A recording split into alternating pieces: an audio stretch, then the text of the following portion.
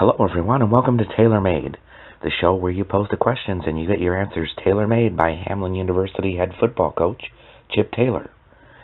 In this week's episode, the coach discusses with us the tough loss against St. Thomas last week and what he's expecting against Augsburg this Saturday.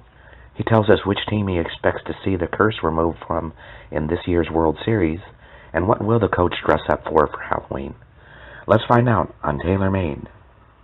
So let's welcome back Coach Taylor. Thank you, Coach, first of all, battling a little cold, so I appreciate you battling here with me while we're doing the show. But let's begin with team updates you have for us. Team updates, everything is well. We got out of the St. Thomas game healthy. It was a learning experience for our guys, and we're going to hopefully use it to change the scoreboard this weekend. You mentioned last week that you saw that the St. Thomas Tommies were really good. Sadly, Yes. You got to see how good they can be. Yeah, you know what? We talked about it, and it's something when you have a team like that in the league, which I've been around this league for a while, and we've identified them very early as that's the standard. So I mean, they're a good ball club. Coach Caruso does an outstanding job with the guys. They play hard. You see everything shows up on game day for them, and it's a good carrot for us to continue to work through the rest of the season, and more importantly in the off season. So they do a good job. What are some things that you take away from a game like this that you want to use to help build your program?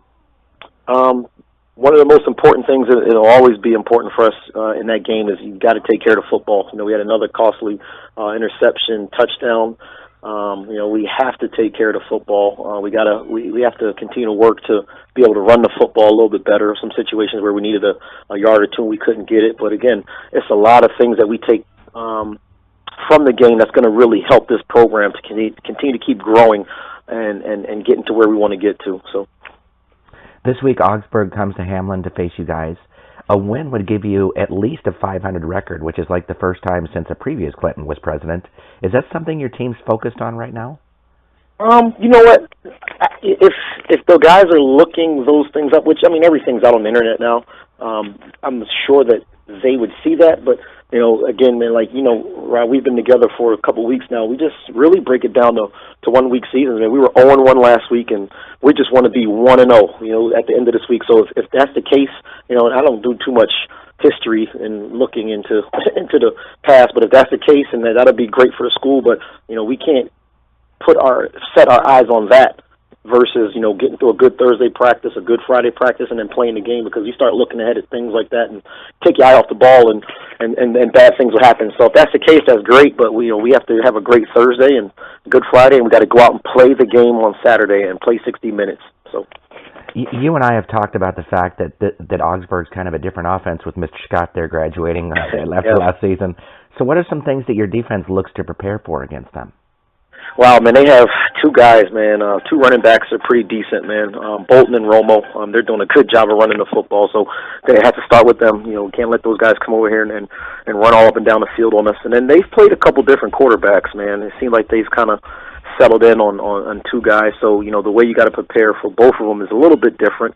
But again, Coach, like I told you before, man, this league is really impressive, man. Coach Hagee does a good job of getting his guys ready to roll, and I know there'll be a good Augsburg bunch coming over here on Saturday at 1 o'clock. The Augies defense has allowed quite a few yards and points this season. Is this a spot where you believe that your offense should have some success against them? You know what?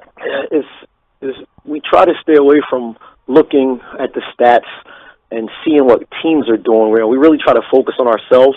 And our biggest philosophy here is if we do what we're supposed to do and what we're capable of, everything else will take care of itself. And that goes for the St. Thomas game as well. If we would have taken care of the ball and moved it and tackled well and stayed on top of routes better, and got to our drops better, the scoreboard would have been a little bit different. So we try to stay away from looking at what the stats of a team looks like, and they're doing a bad job of running the ball, or they're doing a great job of passing the ball. This is going to be trouble. We just really try to focus on ourselves, and we just move on from there. So we don't look at the stats too much. Just got to have a good Hamline football practice today. Well, let's head to our fan questions this week. We first Sure. of all begin with Jeremy from Minneapolis. He says, Coach, what is the most meaningful part of coaching for you? Wow, Jeremy from Minneapolis, that's a great question. I could sit here and talk about that all day. One of the things, I just break it down to one of the things, one of my favorites is when a young man is in the program and he and the light switch comes on for him, meaning, he understands why we do things a certain way. It's important to take care of the little things.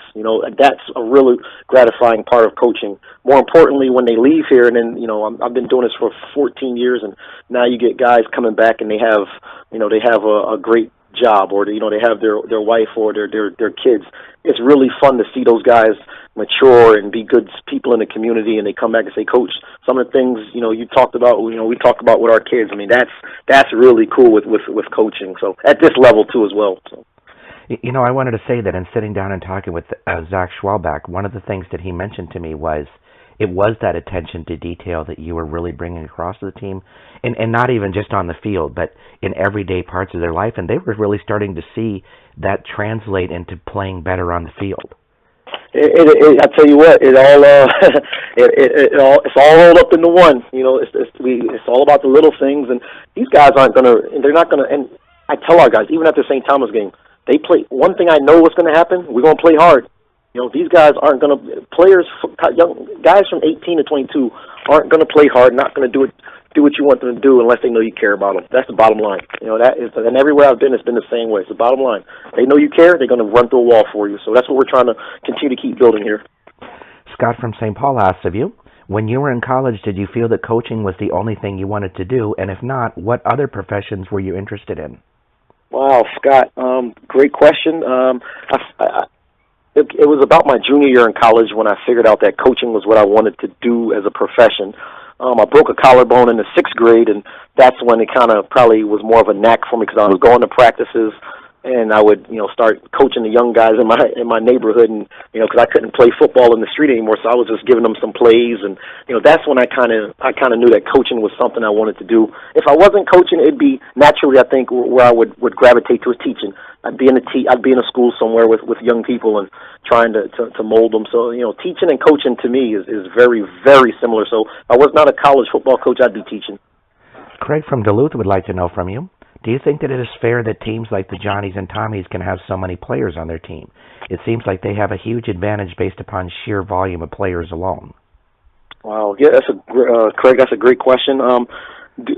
Fair. That's a great word. We talk about fair in our program. And I tell our guys, from the freshmen that come in to the Zach Schwalbachs who were back for their 4th year with me. Life isn't fair. Bottom line, but life is not fair. So the fact that the Tommies and the Johnnies, and kudos to them. That's the kind of program that they run. That's their style of play. They run bigger numbers here at Hamline. That probably won't ever be where or what we want to be. We feel like when you deal with a smaller roster, you can give that individual attention to every student athlete. So, it's just a philosophy thing. I think they've done a great job with it, but I don't even know if that model could even work at a Hamline. So it's all good. Fair. It is what it is, man. We got to line up. They have 11 guys on that football field. We have 11, and that's the way the game is played. So, and that's what we told our guys before we went into the St. Thomas game, and we'll tell them before we go into the Augsburg game. So, Leon from St. Paul would like to know from you, which team do you think breaks the long-running curse by winning the World Series?